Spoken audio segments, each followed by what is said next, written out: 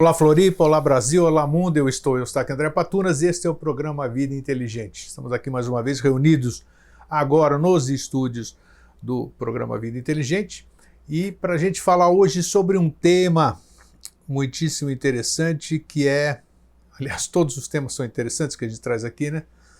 Nós vamos falar hoje sobre o estado de ser, mas antes da gente falar sobre isso, vamos lembrar mais uma vez, você vai ver agora no seu monitor, com o programa de hoje, da série Mosaicos do Novo Ciclo, nós estamos completando 221 programas. É coisa, né? Se você for ver se você for somar ao longo de 10 anos e alguma coisa, 221 programas são 221 horas mais alguns minutos que a gente sempre estoura o horário, 230 horas, digamos assim, de informação jamais levada, pelo menos a público, assim, via meios de comunicação. E esse material todo, com o Jorge Antônio Ouro, nós estamos disponibilizando no HD, como você pode ver aí no seu monitor, e mais os 251 áudios, quer dizer, os 221 áudios do programa Vida Inteligente Mosaicos do Novo Ciclo, e mais as participações de Jorge Antônio Ouro no programa Vida Inteligente Interativo que a gente fazia aqui nos dias pela manhã. Então é um material riquíssimo, como eu fiz anúncio na rede virtual, na comunidade, não é como se diz, não é uma despesa, é um investimento, porque é um material que você pode ter em altíssima resolução, resolução TV 720 por 480, a partir de agora, esse ano de 2016, vídeos em High Definition HD, em Full HD, que agora nós estamos transmitindo aqui dos nossos estudos, então é um material riquíssimo para você assistir, guardar e assistir junto com os seus companheiros, com o seu grupo. Então está aí à disposição, contato@vidainteligente.tv.br, se você quiser adquirir. Bem, então vamos logo ao tema em si. Jorge, como é que você está? Tudo bem? Eu vou cumprimentar, né? Tudo bem, tudo excelente, sempre está tudo bem. Eu sempre aproveito o Vida Inteligente assim, as nossas gravações, para que a gente possa mandar esse abraço a todas as pessoas que têm esse tremendo carinho por nós aqui, que nos escrevem através das comunidades virtuais, que fazem as suas solicitações, dão sugestões de temas. Então, essa interatividade é a nossa alegria. Como é que você está? Você está voltando da convenção em São Lourenço, né? Sim, a gente está agora, final de fevereiro de 2016, e eu fiquei 8, 9 dias lá em São Lourenço agora, de 17 a 25. Você me disse que foi a convenção que reuniu o maior número de pessoas, foi isso? Sim, foi. Nesses anos todos em que a convenção é realizada, deu o maior número de participantes. E também, fora todas aquelas coisas, tem muita coisa que é interna, né? A convenção é coisa interna e mais aquilo que está aberto para o público. Tem, assim, tem uma parte que é aberta ao todos, público, né? Atividades exotéricas. Sim. A atividade ritualística esotérica. E aí, logicamente, como aí então pessoas do Brasil inteiro, do mundo inteiro que fazem parte da eubiose, né, se encontram nesse local, há uma série de atividades esotéricas reservadas de acordo com o trabalho de cada um, né? Então a gente acorda logo cedo e aí vai em atividade até de madrugada, todos os dias, sim. É uma atividade constante, mas é uma coisa muito interessante que assim, ela gera o óbvio desgaste físico, porque você fica 20 horas por dia envolvido em atividade, então claro, gera um desgaste, né? Mas em contrapartida ela te recarrega, sabe, vitalmente, astralmente, mentalmente, espiritualmente, é coisa assim. Sabe quando foi fundada a Rosa Cruz, a verdadeira Rosa Cruz, né, por Christian Rosenkreuz, então eles tinham 3 determinantes, né, os que faziam parte da verdadeira Rosa Cruz, que eram só 7 pessoas, né? Sei. Falei 7, né? Trabalhar pela unificação de início da Europa depois do mundo, né? Se reunir uma vez por ano e viver no mínimo 100 anos. Opa, coisa boa. Eu sempre brinco assim, a gente está parecendo o pessoal da Rosa Cruz inicial, porque muitas das pessoas a gente só vê uma vez por ano, né, na convenção. Tem razão. Alternadamente, né, em anos pares e ímpares, então tem a convenção em Nova Chavantina, anos ímpares, né, lá no Mato Grosso, Depois Roncador. Itaparica também, né? Itaparica, anos pares, né, e aí em São Lourenço tem todos os anos, né. E essa convenção também serviu para fazer um lançamento de um livro, não foi? Visando a construção de um Sim. templo, de um marco. Templo não, né? Um marco aí. Em Cuiabá, no Mato Grosso, o Mato Grosso é onde fica, em Nova Chavantina, no estado do Mato Grosso, fica um dos pontos referenciais, né, de trabalho desse movimento no qual está empenhada a eubiose, no Brasil, né? É Itaparica, né, na Bahia, São Lourenço, Minas Gerais, E e Nova Chavantina, no Mato Grosso. E em Cuiabá tem o Paço Centro Geodésico da América Latina, né? E as pessoas da sociedade ligadas ao departamento de Cuiabá, administrado pelo Márcio Cambaúba, eles conseguiram, via governo de estado, um um local. local via lei, né, porque tem o Dia Estadual da Eubiose, um local em frente ao aeroporto de Cuiabá. Então vai ser construído um monumento que simbolize o trabalho no qual se encontra empenhada a Ordem do Santo Grau, né, que tem por nome externo Sociedade Brasileira de Eubiose. E aí então foi lançado um livro, e a gente vai fazer mais alguns, para gerar recurso para construir esse monumento, né?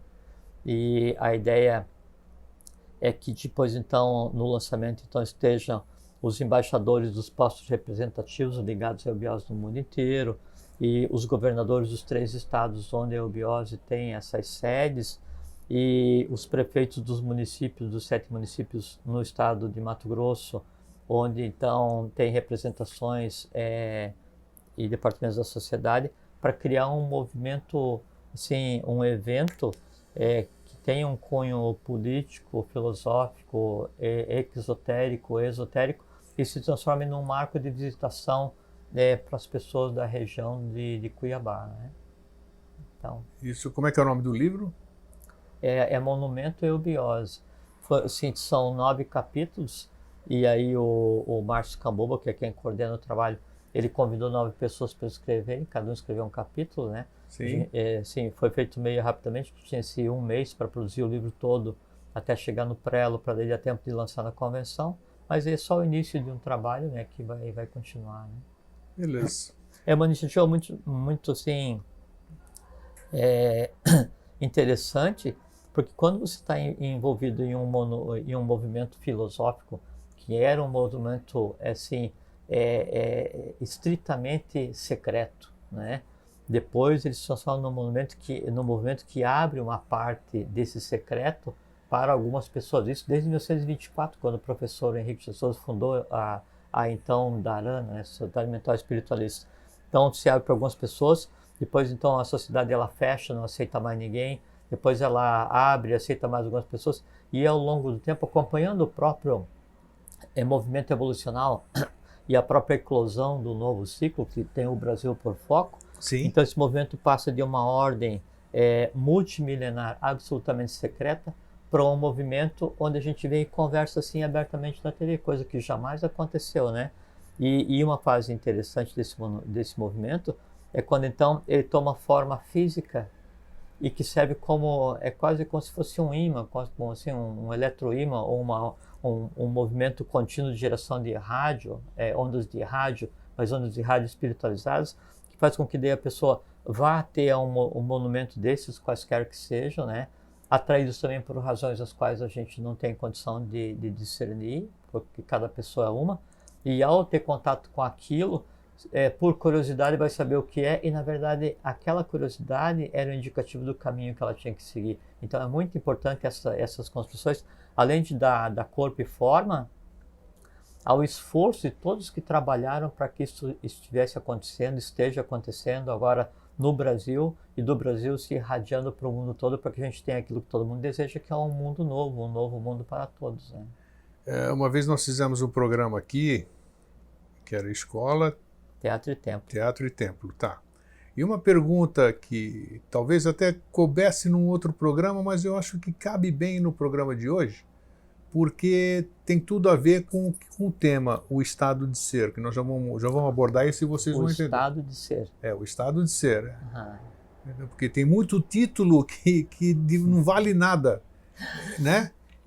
Tem muita medalha e pouco... Exatamente. E as pessoas alma, não entendem muito, não estou chamando as pessoas de ignorante em absoluto. Não. De ignorância de não saber, assim, de achar que dão valores a coisas que não são daquela forma. E é isso que eu gostaria que a gente fosse feliz hoje em esclarecer. Mas como a gente entrou nesse tema aqui, eu acho que cabe muito bem no programa, já até os aspectos religiosos, assim, essa religião que a gente conhece ao longo dos éons, fala sobre o aspecto dos templos, né?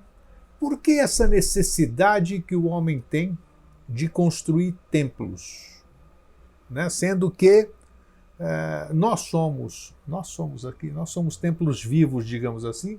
Nós podemos onde cada um de vós estiverdes, aí estará um templo vivo da obra, Henrique José de Souza. Então você já deu a resposta a todo esse negócio. Então, agora aproveita esse embalo aqui que nós estamos na conversa aqui.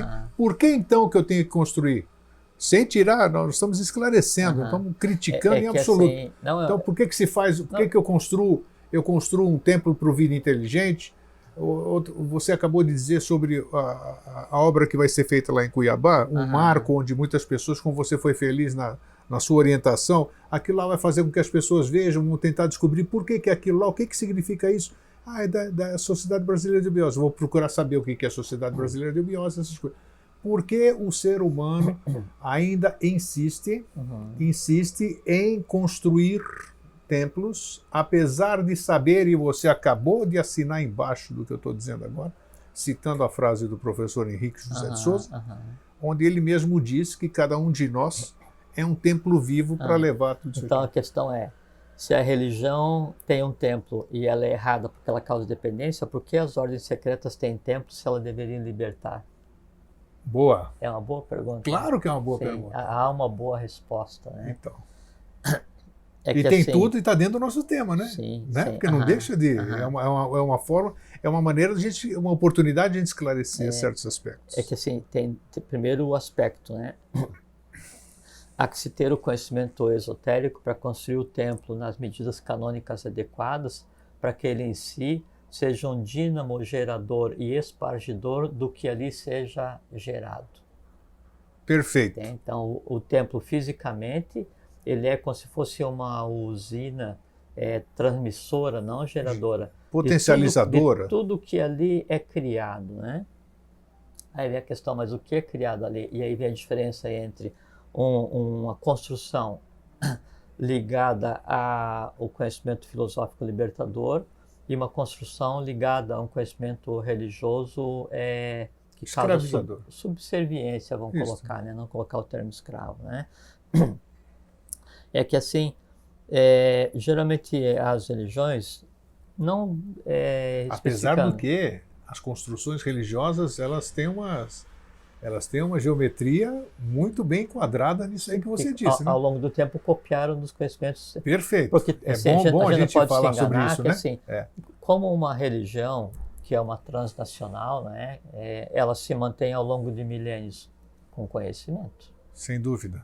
Sim. Por mais ignorante no sentido de desconhecer, né, que seja o seguidor, né, aquele que deseja ser seguido, ele tem que construir um corpo, né, de avidia, de ignorância, que seja crível. Então ele tem que parecer real, né? E aí, ao longo do tempo, as religiões, elas se apoderam, né, do conhecimento esotérico, até porque com o avanço das religiões, eles destroçaram todas as tradições antigas e se apoderaram de tudo. Então as religiões hoje, elas se assentam, todas elas, ocultamente, em cima do conhecimento tradicional, mas professam uma outra coisa completamente diferente. Sim, né? sim.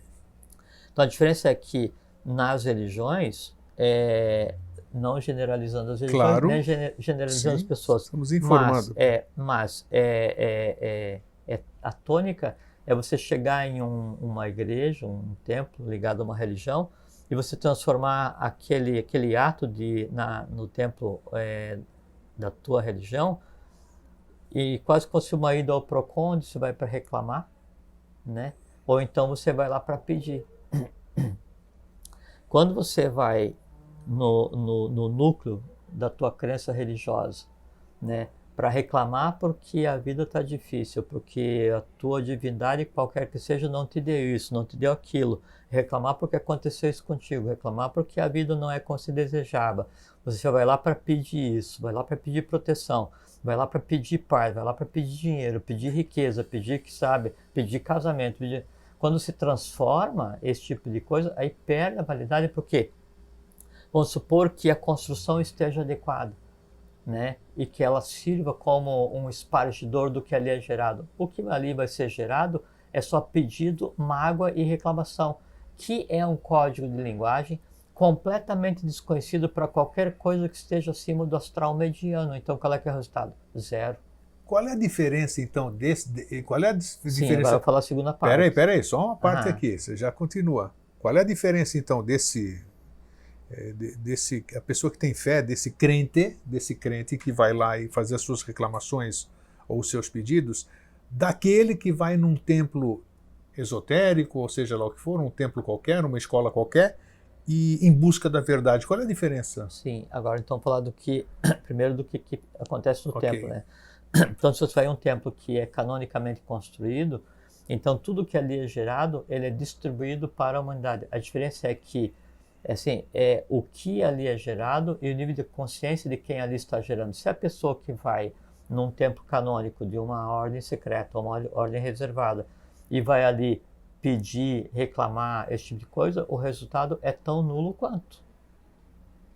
Entende? Se a pessoa vai ali com a alma conturbada, né, sem estar preparada, o resultado é tão nulo quanto. Ok. Entende? Então a gente pode dizer assim que o que você leva no teu templo pessoal, particular, individual, que é como diz o professor, aonde cada um de vós estiverdes, aí estará um templo vivo da obra, né? Aí quando você vai e leva o teu templo para esse templo maior, é como se daí o que aqui existe usasse aquilo fisicamente para ser, é como por assim, você tem um CD, né? E o CD é o que existe em você. Você vai numa estação de rádio, coloca o CD para rodar e aquela música vai ser transferida para todos. É exatamente igual, exatamente a mesma coisa. O que acontece? Então aí, todos que seguem uma religião tradicional estão errados? Não, porque às vezes a pessoa segue assim, na mais pura e mais boa intenção que lhe é possível, amorosamente, dentro do seu limite de compreensão. Isso é errado? Completamente certo. Porque o bem, né, ele sobrevive independente do local onde ele seja gerado. Assim como o mal tende a não mais existir, independente do lugar onde ele seja gerado. Essa é a grande diferença. Agora, eu tive uma tia Lilica, querida tia Lilica, que ela era adventista. uhum, Era uma pessoa maravilhosa, uma pessoa boníssima, uma pessoa que o dia inteiro ela só falava de Deus, ou de assim, tal. E ela teve uma vida maravilhosa. É a opção dela também, tudo isso aqui.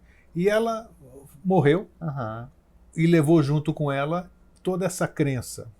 A minha pergunta nesse caso aqui, nisso que nós estamos falando agora, qual é a validade?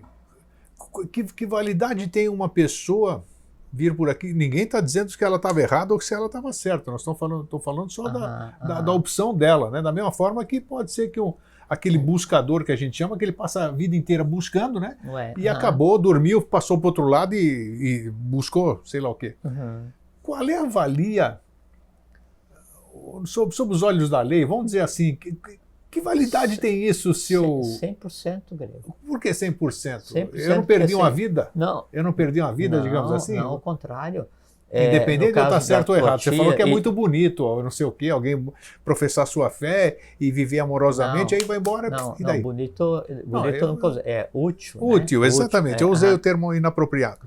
Porque assim, o fato dela ter dedicado a vida, né, a amar os outros, né, e a crer em uma religião, e a crer no Deus da igreja dela, a crer nos elementos... Isso, e teve uma... É completamente válido, porque mesmo ela, por assim, ela deveria olhar mais para cima. Olha a meia altura, mas a meia altura ela dá o que de melhor ela existe. Então aquela crença contribuiu para que nela o amor fosse gerado, fosse despertado, exteriorizado e compartilhado. O que vai diferenciar é assim, Que tipo de amor é desenvolvido, é compartilhado, é despertado? É o místico devocional, é o amor fraterno, é o amor universal? Então essa graduação é que vai dar distinção. Agora, não invalida? Então eu pergunto assim, como é que foi a existência Então, da minha tia Lílica. Como é que foi a existência da minha tia Lilica? Plena, plena, de acordo com a idade dela. Entende? Essa atividade de não mal, essa atividade de bem, essa atividade de devoção, ainda inconsciente, essa atividade de amor, ainda inconsciente, né? Ela tem um resultado e lhe permite, me parece muito óbvio, avançar no processo de evolução até que chegue nos passos seguintes, em que daí essa devoção, esse amor, né, e essa busca se transforme na necessidade de compreensão, que daí está acima do místico devocional. Aí então você segue na iniciação. Ninguém consegue chegar em um passo de você desenvolver o amor fraterno sem antes você ter sido místico devocional e amar inconscientemente.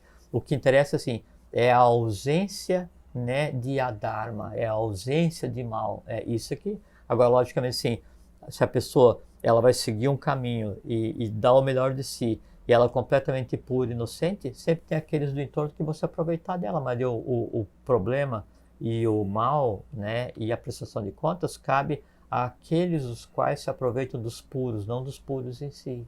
Então, independentemente, acho que cabe bem aqui, nós estamos conversando, independentemente do que a gente escolhe, as nossas opções durante a vida, a gente, tudo tem sua valia na hora do... É como assim, grego, eu estou andando na floresta, não é? E eu sei que, instintivamente tem alguma coisa no meu organismo que está precisando de energia. E a gente tem aqueles centros orgânicos, né, os centros menores ligados aos maiores, e em cada centro menor, então, você tem um conglomerado de forças naturais, as quais chamamos de elementais, todas elas ligadas aos resultados evolucionários de épocas passadas. E aí eu sei que, assim, em determinado local do meu organismo, eu estou desvitalizado, estou andando no meio da mata. Aí, instintivamente, né, ou intuitivamente, né, eu me dirijo, assim, e eu sinto o ímpeto, o impulso de pegar aquele mato, ou aquela planta, ou aquela fruta que tem o formato, a raiz, a profundidade, a cor, o gosto, a intensidade, vírgula, a inteligência vegetal necessária para equilibrar aquilo no meu Que corpo. os animais têm isso muito aguçado, né? Lógico. Putz, é fantástico lógico. isso aí. É o que nós também, todos nós temos exatamente a mesma coisa, porque tudo que existe no reino mineral de inteligência, tudo que existe no reino vegetal de inteligência, tudo que existe no reino animal está em nós, de bom e de ruim a ser tratado, né? Então eu vou e instintivamente, intuitivamente, eu pego aquela planta e eu como. Resolvi. Por que eu fui atrás de buscar aquele remédio? Porque em mim existia necessidade. A religião que eu siga, a ordem filosófica que eu siga, a crença que eu tenha ou a descrença que eu tenha, ela está intimamente, né, e diretamente relacionada à necessidade que daí não o meu corpo físico tem, mas a minha alma tem. Então a religião que eu sigo, né, ela demonstra a minha necessidade de embate, ela demonstra qual é que é o caminho melhor para que aquilo que eu tenho de deficiência venha à tona, né, e demonstra o caminho do qual eu vou ter que me libertar. Sempre assim, sempre assim. Então, você quer conhecer uma pessoa, olha o caminho que ela está trilhando, né? Porque, mesmo que ela diga assim, eu estou nesse local por A, B ou C, ou estou nesse local porque fui convidado por A, B ou C, ou eu estou nesse local por culpa de A, B ou C, ou estou nesse local porque A, B ou C me enganou, tudo bem, isso é um aspecto. Mas outro aspecto é, você está nesse local porque em você existia a necessidade ou a dependência ou a fraqueza, né, de ter que estar aqui, tanto é que você ainda aqui está. Então não é culpa de ninguém, até porque ninguém induz a ninguém. As pessoas se deixam induzir a, né? Claro. Bem, então, ótimo, foi essa Respondeu, nossa... sim, né? Respondeu, com certeza. Então aí, voltando à questão da construção do templo, que os templos canônicos, né, esotericamente construídos, então eles têm por função transformar. Então, o templo adequado não é aquele onde você vai reclamar, onde você vai pedir, né? O templo adequado é aquele onde você vai para trabalhar, né? Não só por você, mas para toda a humanidade. Então, você vai lá para compartilhar, para expandir tudo aquilo que em você exista. E aí você vai. Tanto é que, sim, você está de a roupa adequada à tua ritualística, à tua atividade templária, né? Se você perceber que a tua alma não está acomodada o suficiente, né, e perceber assim que o mar está calmo em cima e embaixo as águas estão negras e turvas, não entre, não entre. É um ato de fraternidade para com os que vão estar ali, é um ato de respeito para com a humanidade como um todo, que você não repartir com todos aquilo que você tem que resolver em você mesmo por primeiro. Quando você acha, não, estou bem, estou tranquilo, né, dá para ajudar, então entre e trabalhe, né, entre aí, então você faz o ritualístico, você sentou os mantras, você compreende o que está acontecendo, aí sim é um trabalho de geração e de doação. Tá, mas isso tá bem explicado, mas ainda falta alguma coisinha, vamos dizer, quando eu me despojo do corpo físico, né, que é o processo que a gente chama morte, eu não levo absolutamente nada, né? Fica tudo aqui. Do físico? Do físico, exatamente, fica tudo aqui. Só que é assim, você falou da potencialização, que um templo é construído geometricamente. Canonicamente. Exatamente, uma série de coisas. Por que isso ainda não ficou claro assim, embora não seja o tema de hoje aqui, mas serve para a gente esclarecer? Tem a ver. É um estado de ser, realmente tem. Tem a ver, porque a gente está conversando sobre os elementos que eu tenho para manifestar ser ou ter. Perfeitamente. Então, eu não entendo ainda o porquê disso, já que a gente almeja uma coisa que deixará de ser físico, tudo é matéria, mas uma matéria mais acelerada, ela não vai deixar de ser. Por que ainda nós... Vai ter o dia que nós não vamos precisar mais de nada disso aqui para a gente fazer as nossas reuniões, digamos assim, as nossas mentalizações, os nossos rituais, os nossos encaminhamentos? Já não precisamos, né, Greg? Então por que a gente... como é que é isso? É que assim, avançar na Claro que o ser humano ainda necessita dessa que eu chamo de bengalas. Sim. Mas não deixa de ser uma bengala. Eu preciso de alguma coisa para eu acreditar naquilo, para me segurar naquilo, para poder, enquanto eu não compreendo algo que é superior àquilo. Uhum. Avançar na evolução, ao longo dos sistemas, cadeias, globos, rondas, raças, sub-raças, famílias, ramos raciais, até chegar na individualidade, é como desbravar uma floresta, desbravar uma terra até então nunca pisada. Nunca pisada, sim. Então, daí, qual é que é a utilidade de a gente estar passando por esse processo, se quando passa-se pelo fenômeno da morte, o corpo físico e vital eles deixam de existir? Para quê? É que a matéria que nos forma e que antes tinha uma inteligência X, na convivência com o processo, né, que é manter essa ligação, que o corpo físico é o elemento de ligação entre o visível e o invisível no nosso estado de consciência, né? Em cada plano cósmico há também uma interface, só que com um corpo diferente. Então, a matéria que nós usamos e que ela em si é um resultado evolucional, então, que a gente falou agora um pouquinho, tudo que nos antecedeu obrigatoriamente está concentrado nessa unidade de existência que a gente chama de corpo físico.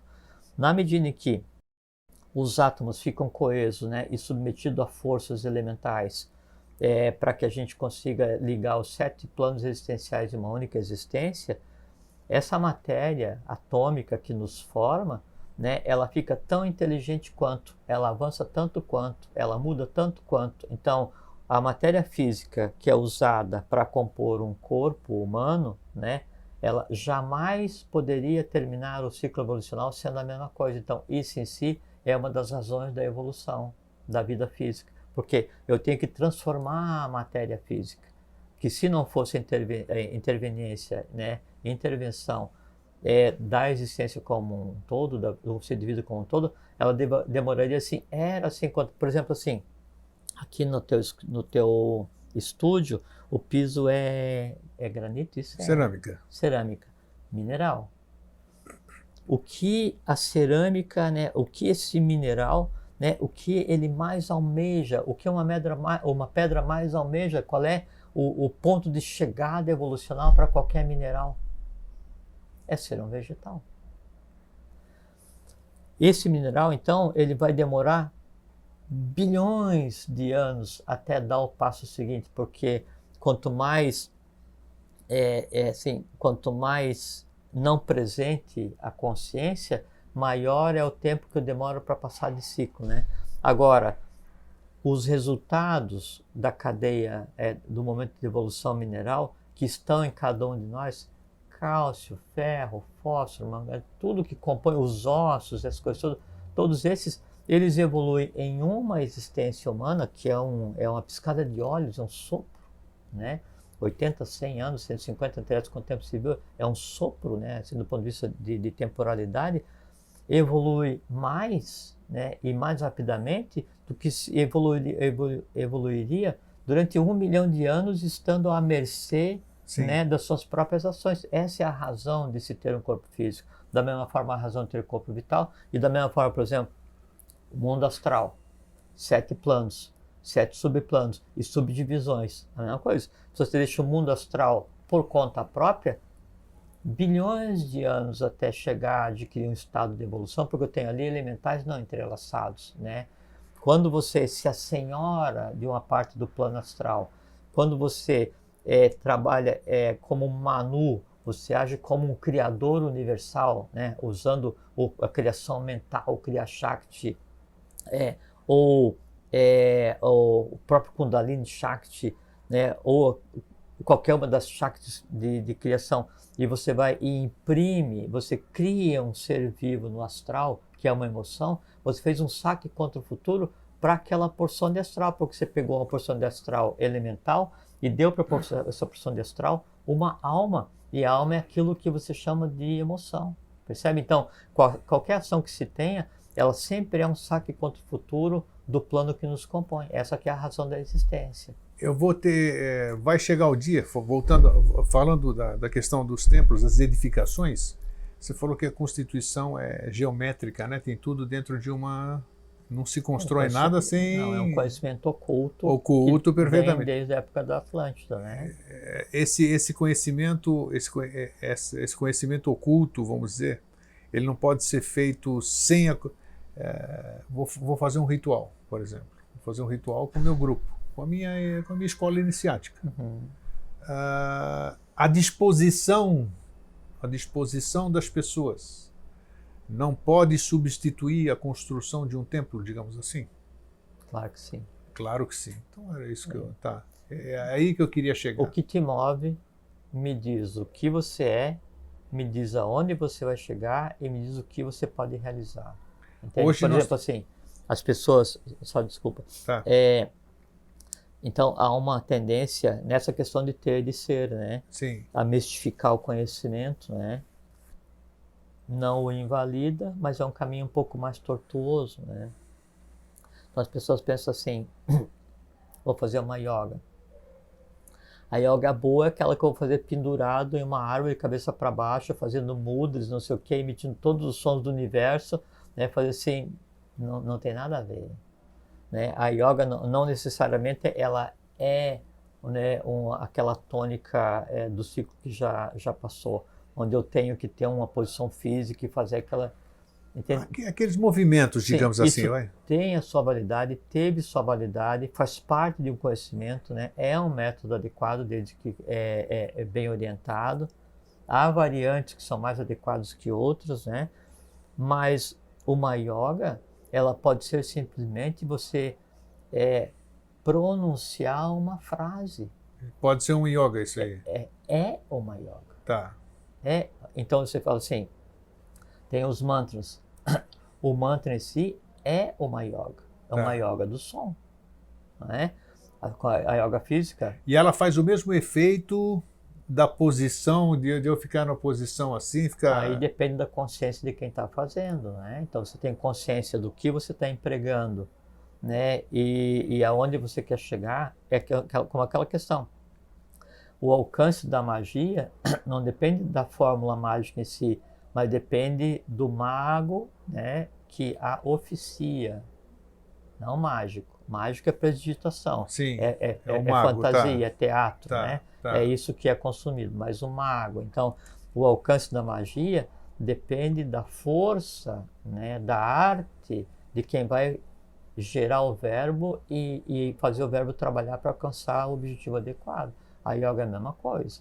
Então, há yogas faladas, né, há frases, poderosíssimas, que não impliquem nenhum movimento físico, nenhum estado físico. Você pode até usar uma mudra né, uma asana de apoio, não necessariamente, né? Então, às vezes as pessoas pensam assim, mas é só falar, não tem nenhum sentido. Não, é que o verbo em si é a yoga por excelência. Sim, eu entendi o que é. Sabe?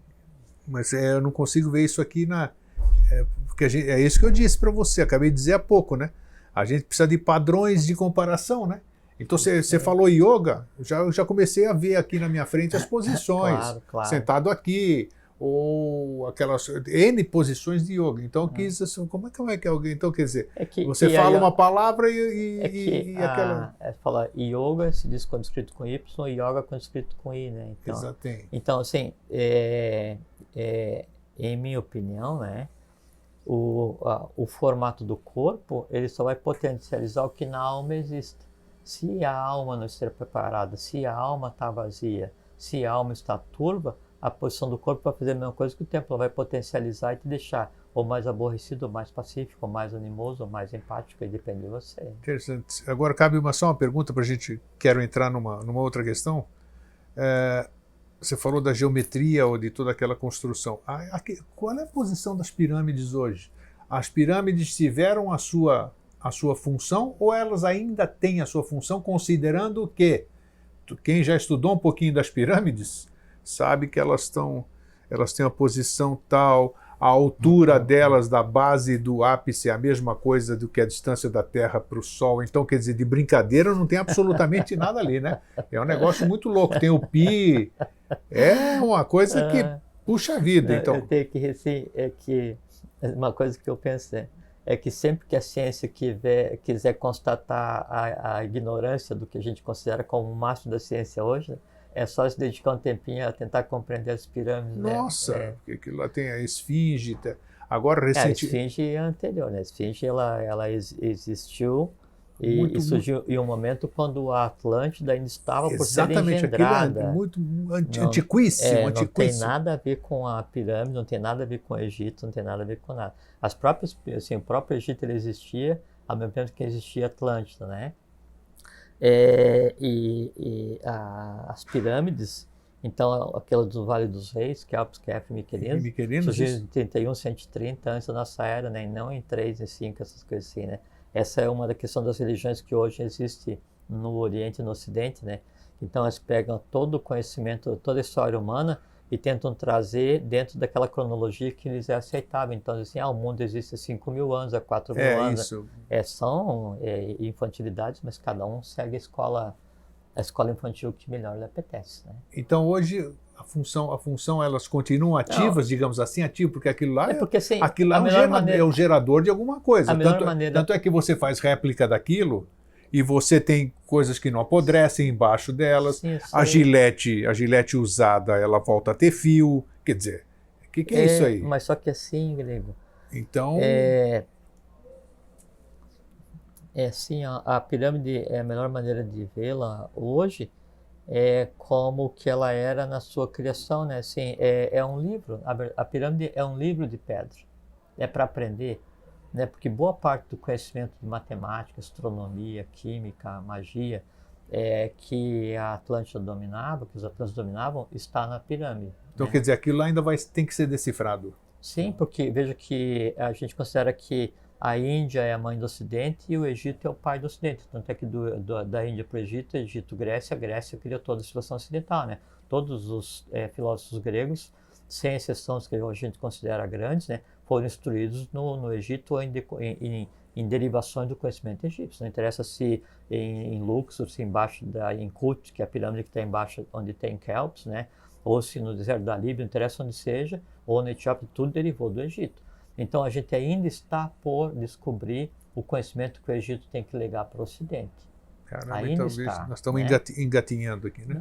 Acho que nem começamos, né? Nem começamos, porque a gente, quando pensa em Egito, pensa nas pirâmides, todo mundo adora aquele negócio, né?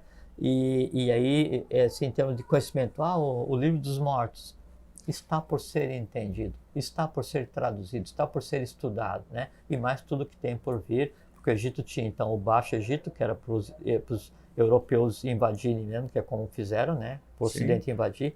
Tem o Médio Egito e o Alto Egito, né? O Alto Egito, você pega, incluindo o Alto Egito até a Etiópia, né? Vai longe, né? E a Etiópia, quando fala de Etiópia, você está falando de governo oculto do mundo em determinada época da evolução, né? Então, tinha lá o reino do Prestes João, que os templários buscavam. Nossa, isso. Você pega a Etiópia, do Haile Selassie, depois os Rasta, essa coisa toda, né? Então, isso tudo está por ser descoberto, né? Quem sabe, ao mesmo tempo que está por ser... Isso vem à tona, porque assim, a gente fala das pirâmides, aí então tem pirâmide na Amazônia, tem lá na região do centro da Europa, tem na Antártida, tem embaixo d'água na costa do Japão, tem embaixo d'água perto dali de Cuba, ali na região do Yucatán, embaixo tem um monte, no próprio Yucatán tem um monte. Todos os países, todo lugar tem. Porque assim, era assim... unidades de trabalho, né? Era assim, se professava, né? Era uma escola de iniciação, se professava, mas também era unidade de geração de conhecimento, de energia, essas coisas todas, né?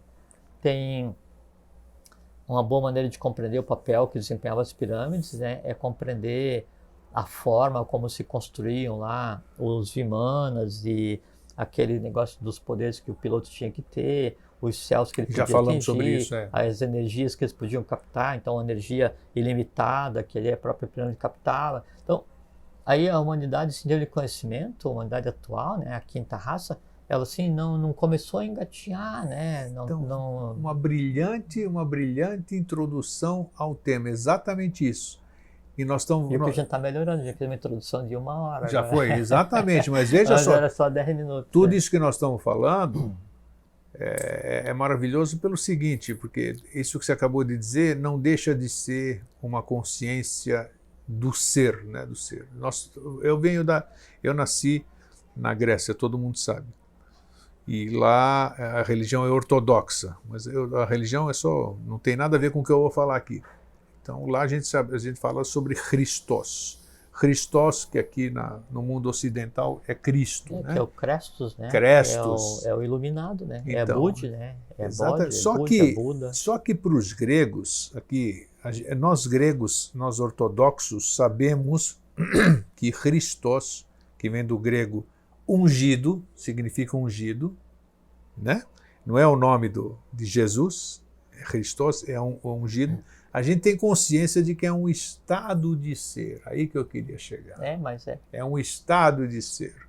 Então nasceu Jesus, né, que a gente batizou ele aqui no mundo ocidental de Jesus, em todos os lugares ele tem o seu nome, e a partir daí ele virou Jesus, o Cristo. O Cristo, o ungido, era um estado de ser, assim como todos os outros, na linguagem que nós estamos habituados, que eu pelo menos há 10 anos aqui estou habituado agora, essa linguagem nova aqui de Bodhisattva, eu não conhecia nada disso, né? Bodhisattva, Avatara, Agnisvatas, tudo isso aqui, esses, na verdade, não são títulos, ninguém é... Não, é estado de consciência. Aí é que está. Uhum. Por isso que essa intuição veio hoje para esse programa, você se apresentou isso, para a gente discernir, para a gente aprender a saber o que é uma coisa, o que é um estado de ser. Eu posso ser uma coisa agora, como eu digo aqui no começo do programa, eu estou aqui, André Patunas, essa é uma condição, eu estou alguma coisa, como daqui para frente eu posso ser alguma coisa, eu posso adquirir um estado de ser e ser totalmente diferente, alguma coisa, alguma força, algum conhecimento, alguma consciência se acoplar a mim, digamos assim, nem sei se é o termo apropriado, e eu passar a ter um estado de ser. Mas o cara é diferente, ele não era assim, ele passa a ser. Eu acho que, não sei, podemos falar até do professor, não é um dia adequado, né? Porque nós vamos falar um dia, nós vamos falar... Um dia nós vamos. Nós vamos falar sobre o professor Henrique José de Souza, o lado exotérico, né? Dele. Mas, então...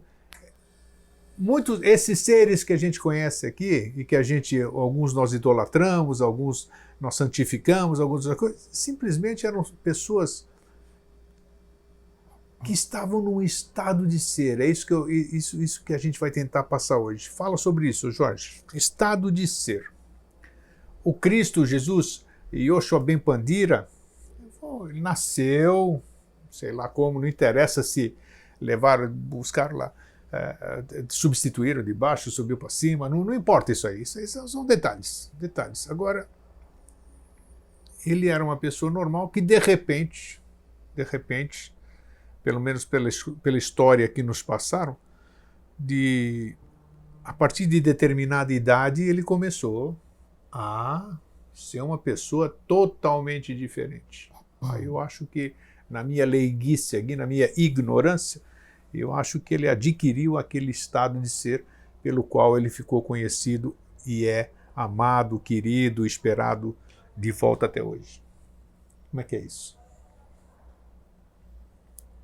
Então, primeiro assim, como a gente está no fim de ciclo, né? Já com o outro já nascido, né? Com outro ciclo já nascido. Então, a humanidade, de maneira geral, ela vive na mais absoluta, né, barbárie do ponto de vista de conhecimento, do ponto de vista filosófico, do ponto de vista de fraternidade, né? Os valores completamente invertidos, a morte é completamente banalizada, né?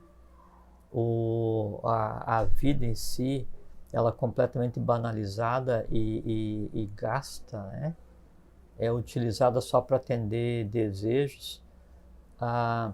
O outro, o ser humano, que na verdade é parte de mim mesmo, a gente todos são parte de uma coisa, ele é visto como um inimigo, né? Ou como alguém que ocupa o meu espaço, ou no trânsito, ou na fila, ou no cinema, ou no avião. Um oponente. É alguém que ocupa meu espaço, Exatamente. que eu respiro o ar que é meu, que me compete. Então, ele, assim, é como se cada um desejasse um mundo perfeito e acabado, vírgula, onde só ele existisse, né? Um mundo assim, onde todos os dias o sol nascesse radiante, e ele fosse o único, então não teria empecilhos, impedimento nenhum para ir para qualquer lugar, liberdade, felicidade, tudo, vírgula, desde que os outros não existissem.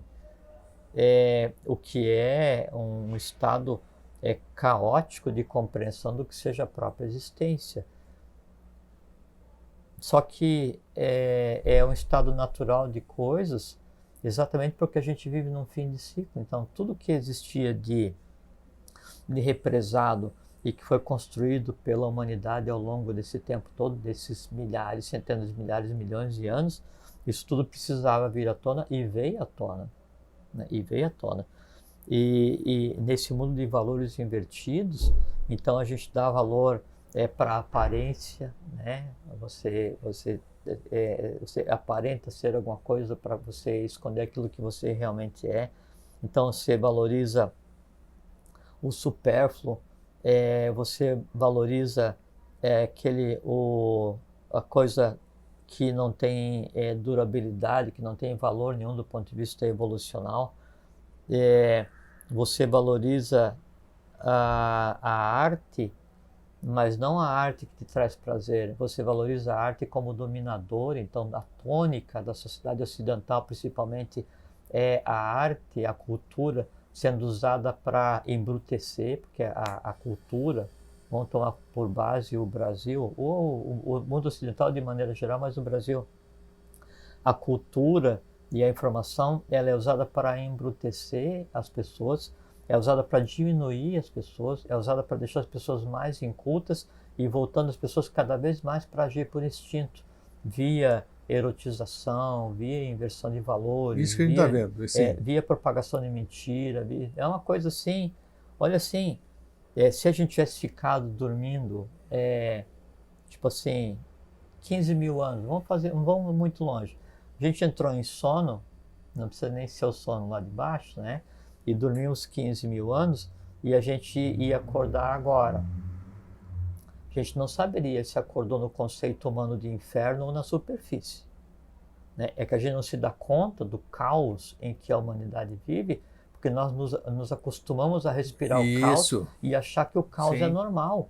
Né? Que o desamor é normal, que a antipatia é normal, que a agressividade é normal, que a mentira é normal, que o roubo é normal, que a morte é normal. E a gente passou a assumir isso tudo como lazer.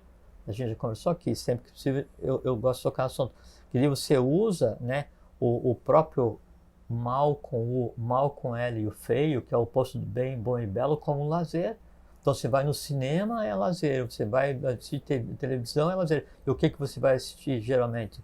Ou é um filme absolutamente passional, ou é um filme envolvendo morte, Violento, agressividade. isso, é isso Não, mesmo. e os eventos históricos são usados como argumentos para legitimar mais morte, mais mal, mais invasão, mais mentira, mais ódio. E o dinheiro que deveria ser o gênio libertador para prover o necessário, ele é usado como instrumento de dominação, de morte, de ódio, de mentira. Mas olha, grego, assim, está longe da humanidade chegar na pré-alfabetização do que seria um estado harmônico filosófico. Longe.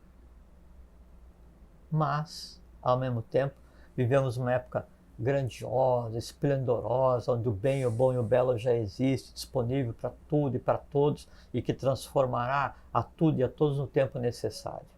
Né? Então a gente não pode fazer de conta que não existe aquilo que tem que ser transformado, porque existe. Esse é o mundo em que a gente vive.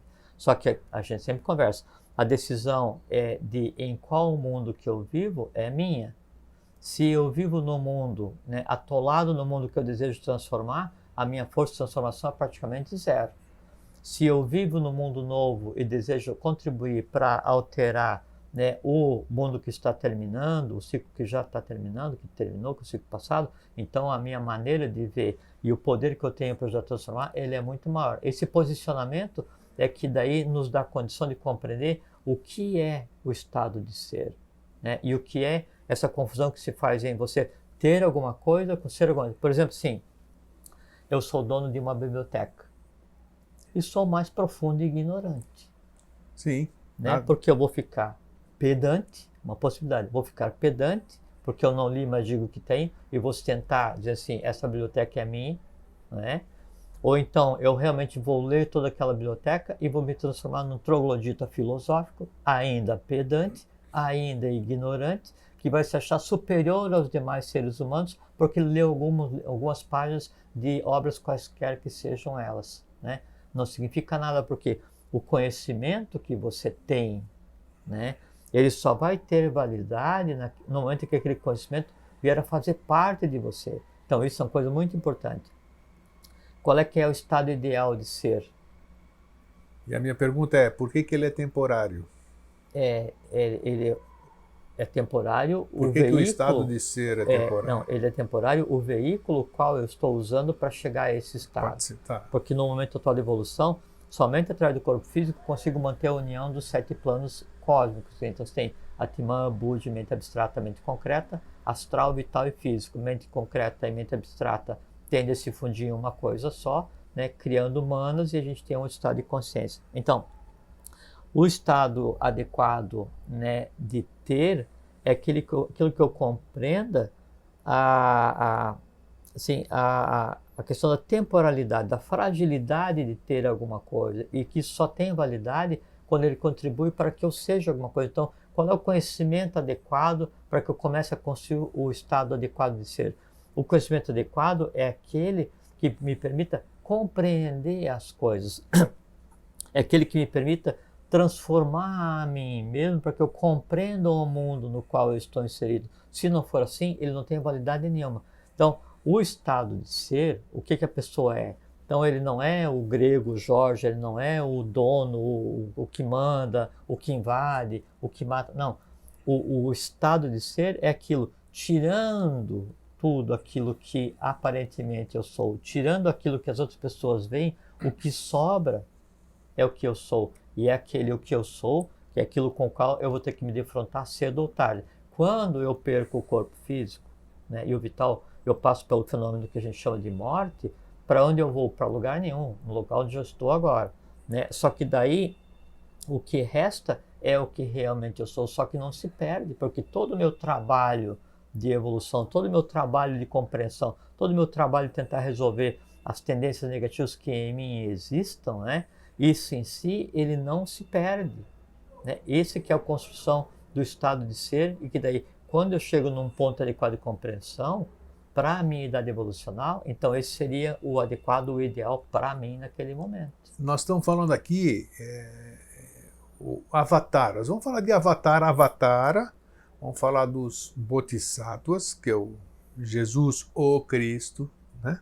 Esses grandes seres que passaram por aqui, os que nós conhecemos e aqueles outros tantos desconhecidos que passaram por aqui. Sim, mais desconhecidos do que os conhecidos. Exatamente. Né? Esses todos é notório, ou sei lá, algumas pessoas percebem isso, que eles não eram aquilo, Vamos ver se eu consigo, às vezes você verbalizar alguma coisa é difícil. Eles não eram aquilo, eles foram tomados por aquilo, eles foram tomados por esse estado de ser. Não, né? mas grego... Eu não sei se é o termo adequado, mas olha, se você usar a palavra tomado... não sei, por isso que eu falei. É um aspecto de religião, porque significa o seguinte, alguma coisa superior... Não que eles incorporaram coisa nenhuma. Sim, alguma coisa superior... O samadhi é um estado de ser.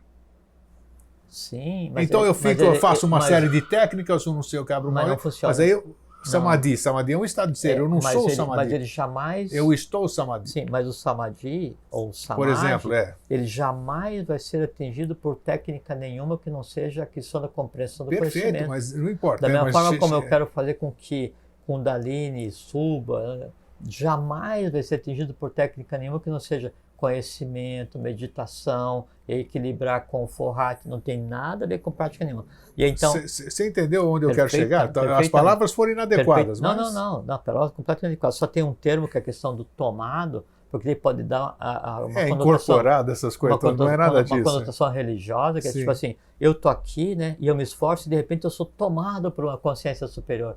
Não, o que acontece é assim, cada um de nós, por seus próprios esforços, donde faze por ti que eu te ajudarei, né? Que realmente foi proferido pelo Joshua, né? Então, na medida que o ser humano, então, ele vai, cai e levanta, se esforça, vai adquirir conhecimento e vai passando ao longo das existências, ele em si vai construindo um estado de ser. O que acontece é o seguinte, você tem então o eu superior de cada um, que seria o espírito, Atman, Buddha, Mana superior, né? Por conta do momento evolucional em que nós estamos, essa queda evolucional por que nós passamos, e não só na época da Atlântida, não só na época da Lemúria, mas já o que nos antecedeu na cadeia lunar, então houve uma queda que daí fez com que houvesse um transbordo para a Terra, aí na Terra a primeira raça já deveria ser física e não foi, então assim, milhões e milhões de anos para depois passar para a segunda raça, milhões e milhões de anos para depois então começar a tomar de corpo físico, lembrando? Então todo esse percalço evolucional, ele se propaga a coisa e são degraus que nós vamos ter que escalar, né, para chegar a um ponto de equilíbrio que deveria ter existido a era sem conta, e nos cabe buscar esse equilíbrio, né? Então, na medida em que o ser humano vai evoluindo e vai andando e vai compreendendo, aí então você faz com que esse que é assim, a individualidade, que é a unidade que eu chamo de eu, você, né, ou nós, que é o físico vital, né, o astralmente concreto, que é o arrancar o sentimento da egoidade. No momento em que daí, então, eu adquiro um equilíbrio, eu faço com que daí nesse organismo evolucional se manifeste a vontade, que daí é Atman, aí então eu faço com que haja união de mim com mim mesmo. Né? Mas não é que daí há algo superior que vai vir me dar consciência, não. É que a consciência, ela está onde sempre esteve. O que acontece é que daí, nesse momento eu tenho que construir os degraus, os caminhos para que daí se misture essa mente abstrata, se misture o Budi com a mente concreta, para que daí essa parte do astral que me cabe, que é a mente concreta e da alma, né, que é o astral e a mente concreta que me cabe, ela então seja permeada, ela seja misturada com o que de mais sublime existe, aí vai fazer com que esse momento, essa quantidade de massa evolucional, ela adquira consciência, é só isso. Mas não é que alguém vai me dar, porque a consciência, ela está em determinado lugar. O que acontece assim, eu vou, através da meditação, da compreensão, do estudo, da dedicação, do acerto, do erro, da descoberta, né?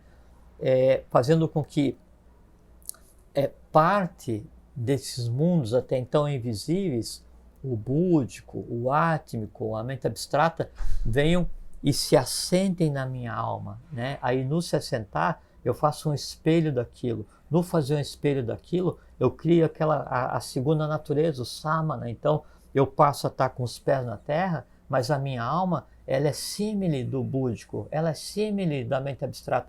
Quando eu faço isso, não é que eu vou para algum lugar, né? Eu passei a ser o que eu já era, só que eu tinha esquecido. Por que a gente nomina esses estados? É porque os estados são categorias de seres que já existiram. Por assim, eles falam assim, o Asura, o Makara, Isso aí, exatamente. o Kumara, Boa, chegou onde eu queria. O Cristo, Agnisvata. o Cristo. Né? Não, esses já mais para cá, né? Tá. Então, assim, esses nomes que a gente dá são momentos evolucionais que tiveram terminado o seu ciclo, da parte mais densa, e que continuam evoluindo até hoje, cada um no seu local. Então, quando eu falo assim, um estado kumárico, um estado... Isso, exatamente. Eu estou me referindo a outra pessoa, é uma coisa assim, você sabe falar grego. Sim. E eu vou me quebrar para aprender a falar grego. O que eu mais desejo? Falar grego. Sim. Eu vou ser grego pelo fato de falar grego? Não. Não. Pode ser que na próxima existência, de tanto eu criar a minha segunda natureza... Pode ser que você nasça na Grécia. E eu vou ser grego. Exatamente essa é a evolução. Ok. Percebe? Então, por mais esforço que você faça para ter um estado de consciência, você tem um estado de consciência e você é um jiva, um humano, que tem um estado de consciência búdico. Você é um jiva, um humano, que tem um estado de consciência átmico. No passar, no decorrer, né, da coisa evolucional, vai chegar um tempo em que você é búdico, você é átmico. A tua hierarquia jiva, ela vai subir até um estado de consciência tal, que daí então você é o próprio. E então você vai e auxilia aquele que está começando lá no... Como um ser humano, como nós aqui, pode saber que qualidades ele precisa ter, que dons ele precisa ter para saber discernir uma coisa, um estado de ser, por exemplo. Para ele não se confundir, para ele não se iludir. Não sei, difícil dar clareza à minha pergunta. Não, já compreendi perfeitamente. Boa pergunta. É assim, grego. Por exemplo, eu digo assim, amanhã eu vou fazer alguma coisa. Definir um trabalho para fazer amanhã, não é? E todo trabalho tem as dificuldades, os esforços, todas as coisas inerentes a um trabalho nesse plano que a gente vive. Qual é que é a primeira coisa que eu tenho que fazer para conseguir iniciar a busca em realizar o meu trabalho amanhã?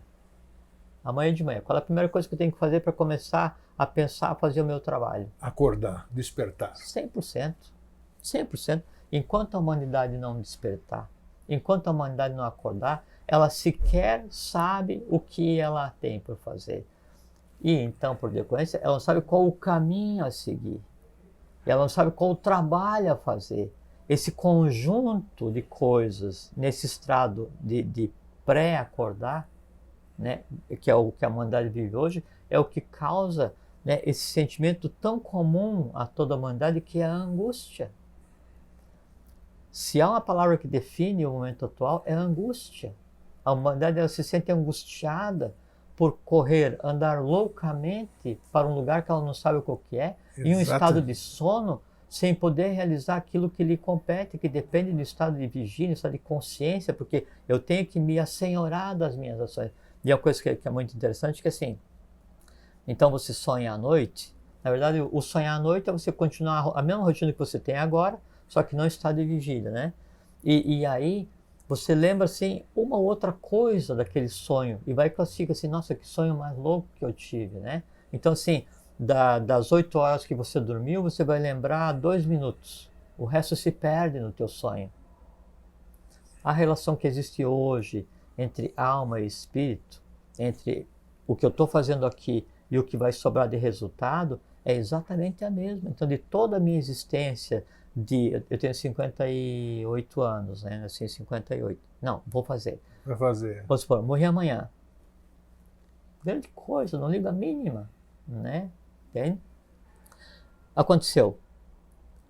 Se eu vivi em um estado de sonolência a vida inteira, não vai fazer diferença nenhuma. Não, a minha alma ainda vai ter que se haver, sim, né? Então sim, si vai ter que vai se defrontar com todos os seus dragões, lagartixas, aquela coisa que a gente já conversou várias vezes, mas de resultado evolucional, de 80 anos, de 100 ou de 50, vai sobrar 5 minutos.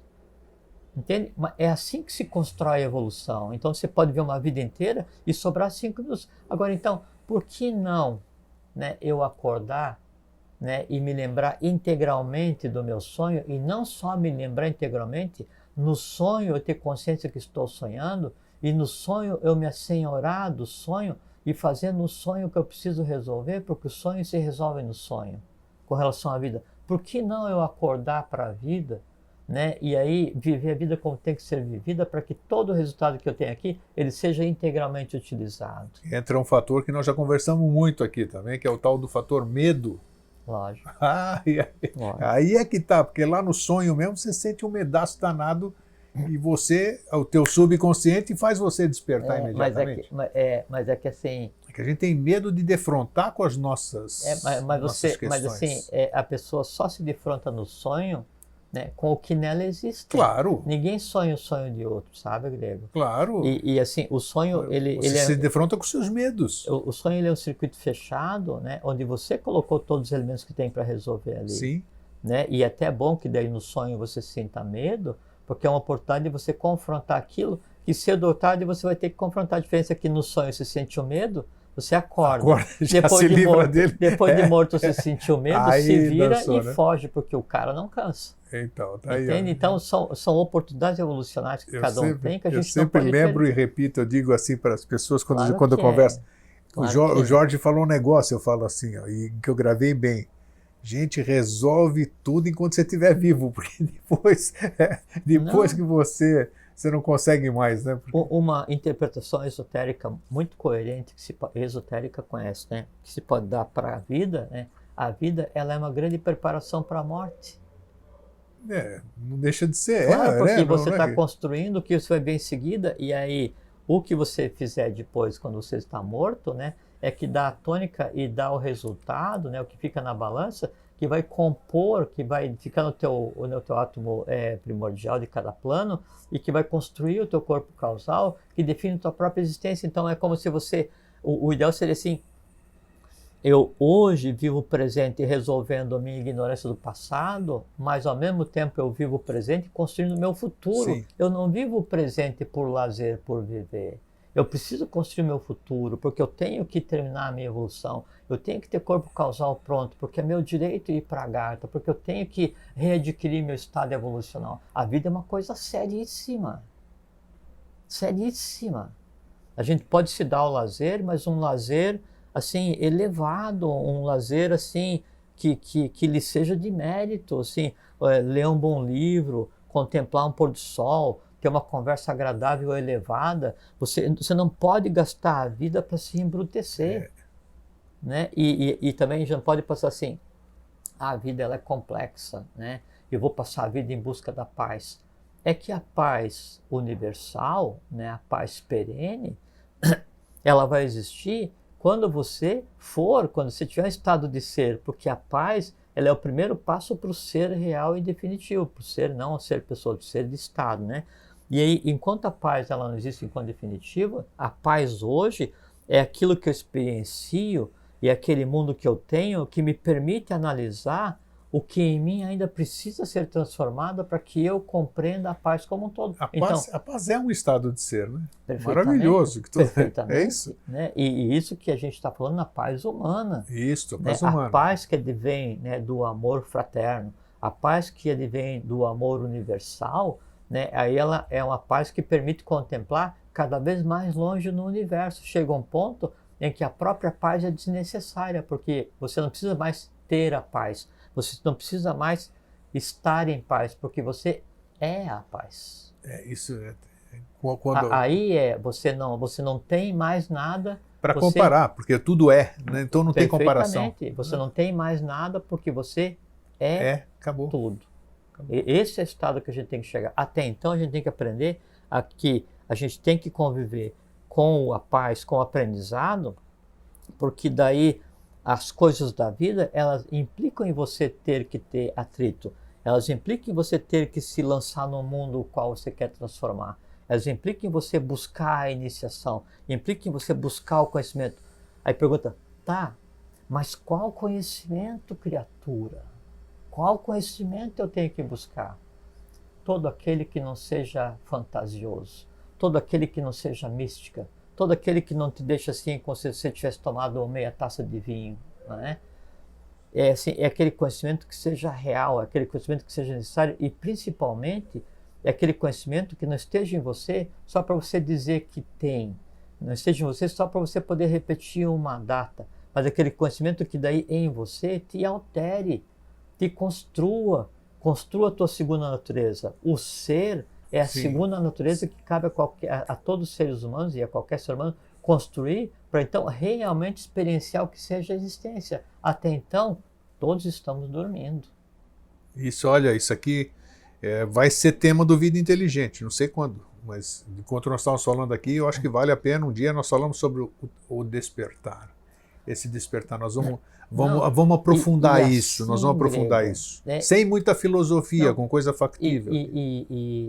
Então, assim, eu dedico a vida dentro das minhas limitações, né? Eu acho emocionante falar disso, né? Assim, ó, deixa eu respirar fundo um pouquinho. Ele é. E eu falo assim, que daí, então todas as pessoas, né?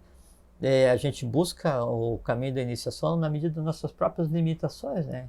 Então você erra hoje, acerta amanhã, e compreende um pouco hoje, compreende amanhã, ou você erra hoje, amanhã não erra a mesma coisa. É o normal de todo ser humano, né?